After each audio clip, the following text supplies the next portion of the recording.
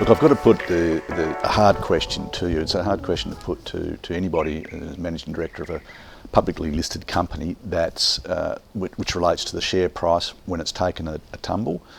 So the share price has dropped from about 4.5 cents at the timing of the announcement about the deferral of the project, and it's currently at 2.6 cents this morning.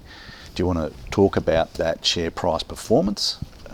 Only to say that it's disappointing, and I do feel for all investors who are underwater. It's tough, and I think, as I said during the interview, I think we're now at a situation where our share price doesn't reflect the fair value for the assets, and I think we've got a bit of work to do to get the market back to a situation where the share price reflects fair value. So we've got a gap there, and we've got to we've had some issues that we've had to obviously deal with, and we've had to explain that to the market. The market didn't like it, which I understand, and as a result, we've got some work to do as an executive team, and we can only deal with what we have. And overlaying that, I would also say the macro has got more challenging, and we're seeing that with our peers. So you sort of feed that into and probably that hasn't helped.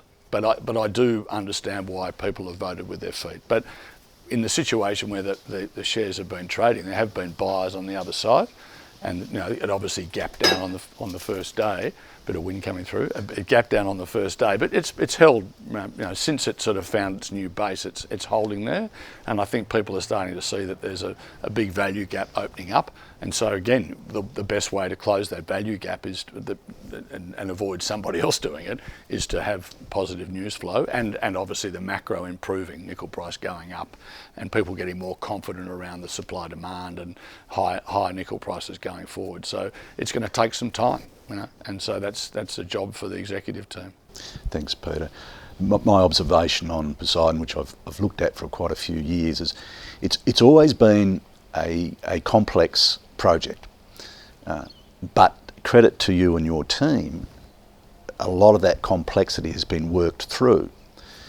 Notwithstanding the recent issue based on the mineralogical side of things and the metallurgy, You've talked about how you're resolving that, and I think that's one of the key takeaway messages are, yes, it is complicated, yes, there are issues, but these are the way that you're working way through to resolve them. And that message is coming through in what you've said here today. So to sum up, my own observation is it's been a tough nut to crack. It's a tough nut to crack, but it's probably 95% of that unpacking of that nut has been done. There's a little bit more to go. Once that's done, the market should recognise that disparity in the value as it is today to what it could and should be. In addition, there's many other upside aspects to it around the drilling programs, the overall resource, and the economics of it. Yeah. I totally agree with you. I think it's a good sum up, and really, you see, as I said before, you get a situation where the value is clearly sort of up here somewhere, and I can't put a number on that but other people do, and I would encourage shareholders to read some of the research that's being put out there, and then I look at where the share price is in our market cap, and I know that there's a gap, and how big that gap is is dependent on a lot of things, and some of the things that we can deliver and other things which the market will deliver over time.